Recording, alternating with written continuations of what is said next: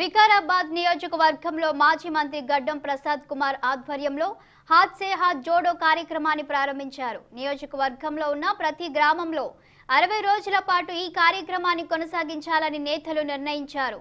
ఈ మేరకు మోమిన్పేట్ మండలం వెల్చాల్ గ్రామంలో హాత్ సే హాత్ జోడో పాదయాత్రను ప్రారంభించారు. దేశవ్యాప్తంగా భారత్ జోడో యాత్ర విజయవంతం కావడంతో రాష్ట్ర వ్యాప్తంగా రేవంత్ రెడ్డి పాదయాత్రకు మద్దతుగా నియోజకవర్గంలో మాజీ మంత్రి ప్రసాద్ కుమార్ గడప గడపకి తిరిగి పాదయాత్ర చేయనున్నారు.